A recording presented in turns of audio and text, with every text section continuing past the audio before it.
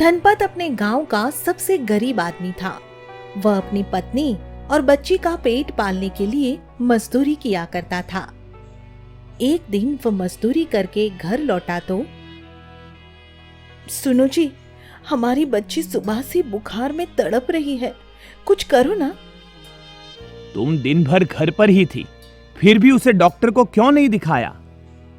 घर में कोई फूटी कौड़ी होती तो ही उसे डॉक्टर के पास लेकर जाती ना। पत्नी की यह बात सुनकर धनपत चुप हो जाता है और फिर अपनी बेटी अंशिका का माथा छूकर देखता है। अरे अंशिका, तुझे तो अब भी तेज बुखार है। हाँ बापू। चल, तुझे वैद्य जी के पास लेकर चलता हूँ। यह कहकर धनपत बेटी अंशिका को वैद्य जी के पास से दवाई दिला कर लाता है, मगर उसकी दवा से अंशिका को कोई आराम नहीं लगता और इस कारण। अरे पूजा, सुनती हो? क्या है जी? अंशिका का बुखार तो टूट ही नहीं रहा, इसे तो बड़े डॉक्टर को दिखाना पड़ेगा। पर वह तो बहुत महंगी दवाई देगा, ऊपर से नंबर वाली पर्ची काटने के बहाने पैसा अलग से ऐंठेगा। क्या इतना पैसा है तुम्हारे पास? पैसा तो नहीं है, मगर फिर भी ले जाना तो पड़ेगा ही ना।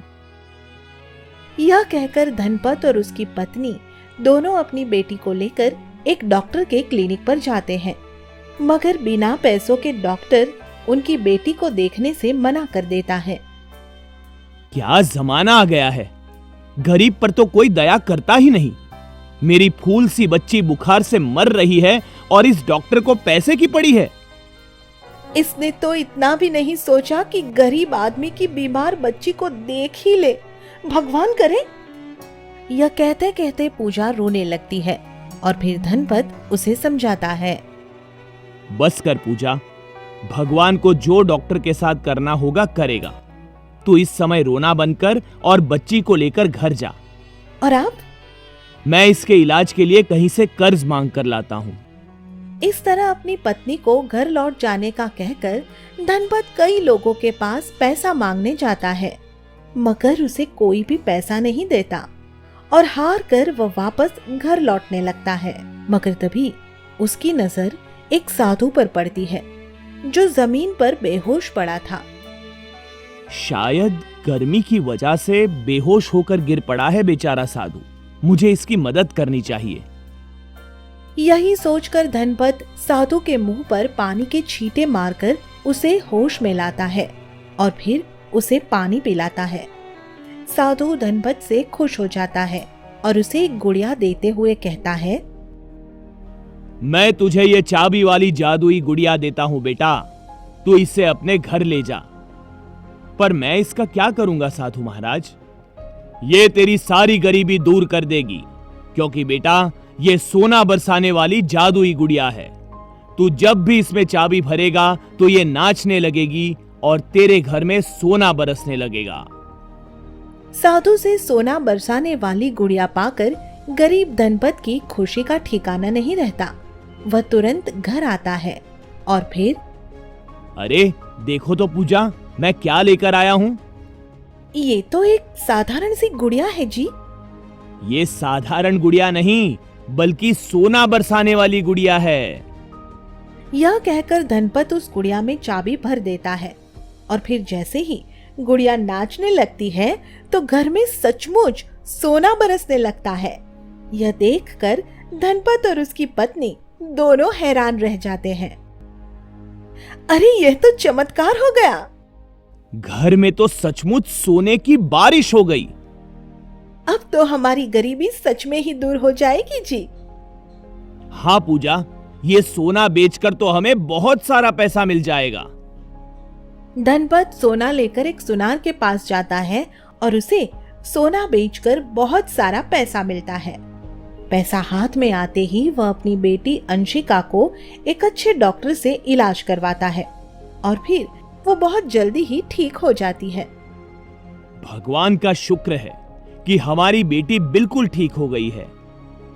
हाँ पापा, अब मैं ठीक हो गई हूँ और पढ़ना लिखना चाहती हूँ। ये तो बहुत अच्छी बात है बेटी।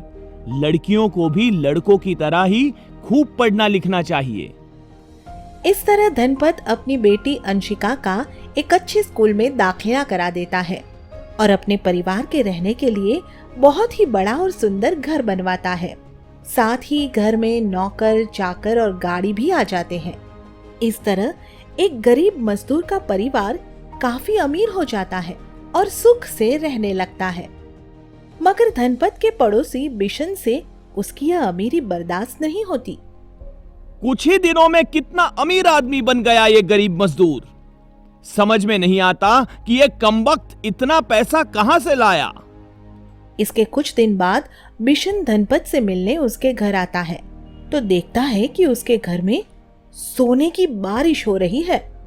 उसके घर में सोने की बारिश होते देखकर बिशन दंग रह जाता है और अरे धनपत, ये सोने की बारिश कैसे? क्या कोई जादू मंत्र सीख लिया है तुमने? अरे नहीं भाई बिशन, ये सब तो साधु महाराज की कृपा का फल है। पर कैसे भाई, जरा मुझे भी बताओ। मैं तुम्हारा पड़ोसी हूं, तुम मुझ पर तो विश्वास कर ही सकते हो। हाँ क्यों नहीं भाई, एक अच्छा पड़ोसी भगवान के वरदान के समान होता है और तुम तो मेरे सबसे अच्छे पड़ोसी हो। इस तरह धनपत अपने पड़ोसी बिशन पर भरोसा करके उसे सोना बरसाने वाली जादुई गुड़िया का सारा भेद बता देता है।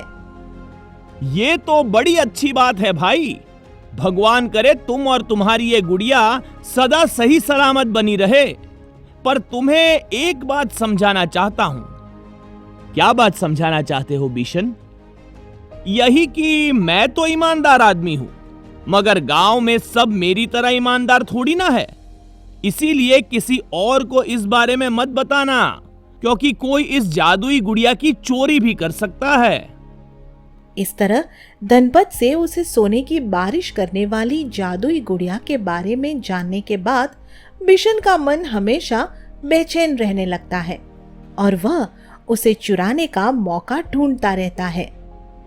फिर एक दिन धनपत का परिवार घर पर नहीं होता तो उसे यह मौका मिल ही जाता है।